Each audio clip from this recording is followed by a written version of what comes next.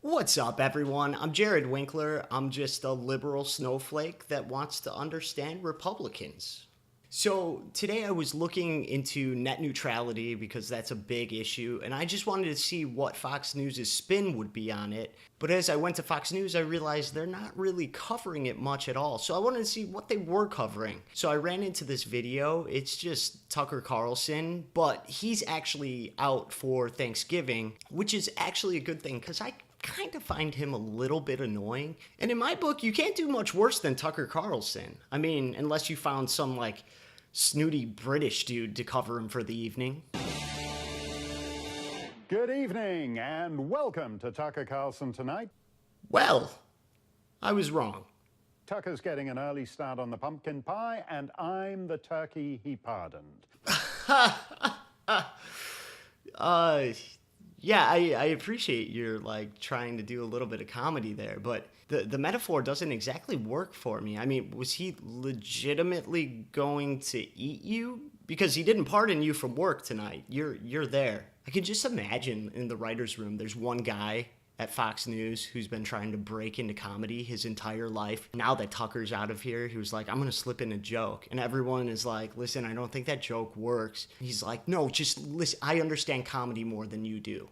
And that's what we get. A wave of sexual misconduct allegations has turned into a tsunami, sweeping away all of Los Angeles County, Manhattan Island, and the District of Columbia. First, it was the Hollywood Titans. I feel like we're already forgetting that it didn't start in Los Angeles. This actually started at Fox News. But, I mean, go on. Harvey Weinstein, Kevin Spacey, Louis C.K. Then it was Senator Al Franken. Now Charlie Rose has been fired by both CBS and PBS. Dude, we're simply not going to talk about Roger Ailes and Bill O'Reilly. And I mean, the biggest Republican of them all, Donald Trump, had allegations against him. And Roy Moore. You didn't even mention Roy Moore. But this is my problem with the coverage now. This is actually bipartisan. Sexual misconduct is a bad thing across the board. Why are we going to make it a partisan issue and call out Democrats who do it and not report on Republicans that do it? Or believe the accusers of liberals, but don't believe the accusers of conservatives? It just doesn't make sense. Let me be very clear. There is no excuse for this alleged behavior. This will be investigated. Oprah called me and said, "Are you okay?" I am not okay. After reading that article in the Post, it was deeply disturbing, troubling, and painful for me to read. What do you say? Meanwhile, in Washington, even Nancy Pelosi says Democrat Congressman John Conyers must face an ethics investigation. I mean, I agree with all of that. It is troubling. It is disturbing. But why is it only some people that it matters? Why is it only disturbing when allegations are against some and other people, their allegations are hearsay? Cherry picking. It's no good. Unless you're getting cherries. Cherries are all right. We'd be remiss, by the way, if we didn't revisit what our old friend Maxine Waters once had to say about Conyers. You know, there is a member of Congress who has been supportive of women for many, many years. He is quiet, he is confident, he is powerful. See, I just don't think that that's fair. You're going to try to discredit Maxine Waters because she said kind things about somebody who allegations have come up against. You don't know at the time that these things are happening. Otherwise, they would have been an issue then. It's low to discredit her, to make all of your viewers on Fox think, oh, see, that stupid Democratic person was defending somebody like that. I mean, you know, just because someone like Bill O'Reilly gets it all paid to go away doesn't mean it goes away. People said nice things about him as well. Give John Conyers a big round of applause. Yeah. Give him a big hand and he'll put his big hand all over you. And that's awfully professional of you. Great work. It's one Democrat after another now. The chair of the Florida Democratic Party has resigned over misconduct. In New York, a woman says former Democrat Assemblyman Sam Hoyt sent her nude photos and threatened to have her fired if she resisted his advances. And in California, the Disney animation head and longtime Democratic donor John Lasseter is taking a leave of absence after acknowledging his own, quote, missteps. He denies it. Look, he denies it. I mean, if you look at what is really going on and you look at all the things that have happened over the last 48 hours, he totally denies it. He says it didn't happen.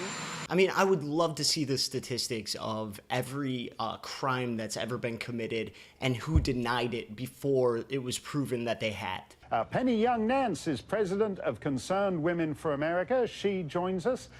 Penny, these are all liberal icons who are falling here, not just Charlie Rose, Kevin Spacey. That's like the coolest TV drama for liberals and progressives. Then you have Harvey Weinstein, the maker of all the upscale Oscar bait chick flicks. Is there a pattern one can discern here about supposedly the side of women and what they're actually like in private? I mean, I just see the direction you're going, and this is just sad. It's going to be, there's something wrong with Democrats, with liberals. This is happening amongst the highest ranks of them. This doesn't happen in any other industry with any other political viewpoint. Not right now. Not right now. That's not what we're thinking of. We have to make this an issue among liberals. That is sickening. Was it an issue among conservatives when they started coming out with Roger Ailes? Was that where we went? When it was Bill O'Reilly, is that where we went? And if they did, that's no good either, but here we go. We're going there. Let's see what she has to say. Well, look, I feel a little bit like we flipped on the light and we're watching the cockroaches scatter. And as miserable as this is and as uncomfortable, it's important to happen. We have to expose this in order to get rid of the moral decay. And honestly, Mark, this isn't just a Democrat issue. It's a Republican and a Democrat issue. And we've got to be honest about that.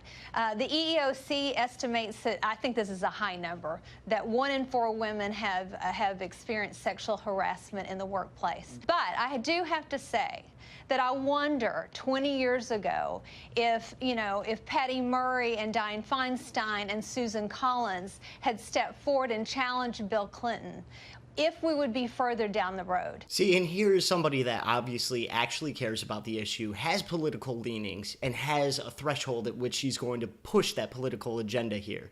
She's going to call it out for what it is because she wants to see an end to it.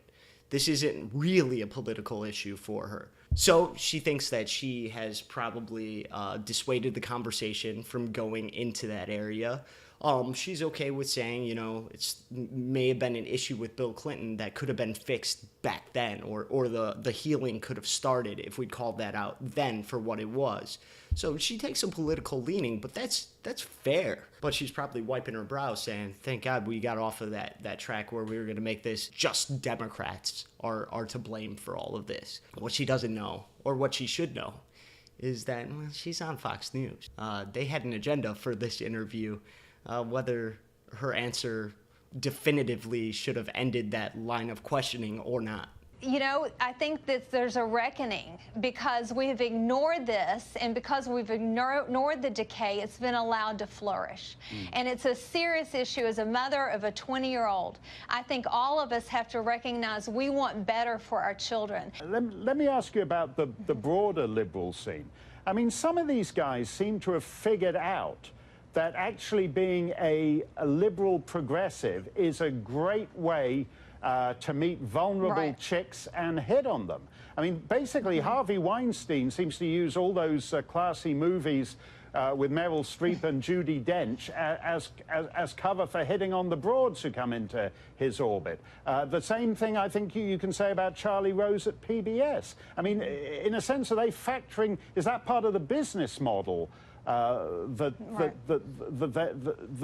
actually where you go to meet the kind of women you can prey on. All right, you two, let's not just vilify, but why don't we figure out what we're saying here? You just were saying, is it something like when these people infiltrate like a liberal scene, that's when they can find vulnerable women to prey on? Jeez, I mean, it is so see-through. It's like we're not going to address the issue at all here. These are all people in power. That's where the vulnerability is.